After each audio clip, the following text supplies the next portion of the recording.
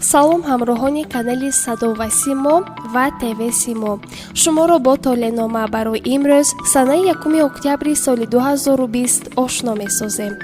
ҳамал дар ин рӯз бо нафароне ки дар оянда ҳамкорӣ кардан мехоҳед, робитаатонро дубора барқарор созед. кӯшиш кунед ки нерӯи худро беҳуда сарф накунед. вақти он расидааст ки ҳодисаҳои моҳи гузаштаро таҳлил намуда, корҳои боқимондаро ба анҷом расонед. дар фикри саломатии худ бошед. сабр. имрӯз дар муошират бо ҳамкорон бо эҳтиёт бошед. кӯшиш накунед ки ба нафаре маслиҳат диҳед, зеро касе гӯш кардан намехоҳад. ҳангоми қабули қарорҳо дудила нашавед. агар дар худ хастагиро эҳсос кунед, истироҳат намуда худро ором созед. ба ишқ аз нигоҳи аввал бовар накунед. ҷавзо. имрӯз ҷавзоҳои муҷаррад нафари ба дили худ наздикро пайдо мекунанд. аз ҷониби дигарон таърифу тавсифҳои зиёд шунида болида рӯҳ мегардед. бо дӯстони пешина муносибати худро қатъ накунед, зеро ба зудӣ ба онҳо эҳтиёҷ пайдо мекунед. вохӯриҳои кори дар ин рӯз хуб мегузаранд. саратон. дар ин рӯз кореро тани танҳо анҷом доданӣ нашавед. ба дӯстону наздикони худ такя кунед беҳтар аст. ҳамкоронатон ба шумо кӯмак мекунанд. шумо низ дар ҷавоб дасти онҳоро дар лаҳзаҳои мушкил бигиред. агар бо нафаре қаҳрӣ карда бошед, узр пурсида оштӣ шавед. асад. дар назди худ мақсад гузоред ва барои расидан ба онҳо талош кунед. хароҷотатон имрӯз аз меъёр зиёд мешавад. ба хариди чизҳои нолозим роҳ надиҳед. ба роҳбари худ чизеро гуфтан мехоҳед, вале ситораҳо мегӯянд ки сабр кунед. роҳбаратон ба наздикӣ худаш ҳамаро мефаҳмад.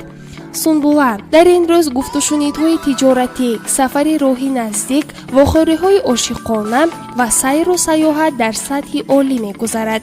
эҳтимол бо нафаре вомехӯред ки дар корҳои ояндаатон ба шумо кӯмаки худро мерасонад. аз маъракаҳои серғавғо дурӣ ҷӯед ва асаби худро орому табатонро болида нигоҳ доред. мизон. вазъи имрӯзаи боду ҳаво баъзе корҳоятонро ба таъхир мегузорад, вале ин ба фоидаи шумо хоҳад буд. барои шинос шудан бо нафарони бегона шитоб накунед. аз ошкоро гуфтани баъзе суханҳо каме худдорӣ намоед. тӯҳфаҳои ногаҳониро қабул накунед. фаромӯш насозед ки панири ройгон танҳо барои муш аст. ақраб. то зарур набошад дар ин рӯз тиҷорати навро оғоз накунед. бояд ба як қарори қатъӣ оед ва бояд донед ки чӣ бароятон лозим асту чӣ нолозим. бурдборӣ дар насибатон ҳаст, аммо барои расидан ба он шитоб накунед. ба хабаргирии нафарони калонсоли оила ки аз шумо ҷудо зиндагӣ мекунанд биравед. қавз. муваффақият ҳамсафари шумо хоҳад буд, ба шарте ки сабр кунед. бикӯшед то некии дигаронро бо некӣ ҷавоб гардонида тавонед. аз нӯшидани нӯшокиҳои сахт газнок карда шуда даст кашед ва дар фикри саломатии худ бошед. фаромӯш насозед ки ҳар шахс табиби худаш аст. ҷаддӣ. дар ин рӯз вазъи саломатиатон хуб ба назар мерасад ва бо табъи болида ба кор меравед.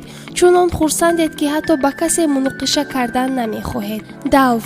имрӯз бо шарикони тиҷоратии худ масъалаи сармоягузорӣ ва тақсими фоидаро баррасӣ намоед. оташи хасму ғазабро дар худ хомӯш карда, бо атрофиён муомилаи хубро ба роҳ монед. ба ишқ, орзу ва боварӣ бештар диққат диҳед. ҳуд. даромади пулеро ки дар интизораш будед имрӯз ба даст меоред. бисёр корҳо аз оне ки шумо тасаввур мекардед беҳтар ҳалли худро меёбанд. аз гуфтани суханҳои пасту баланд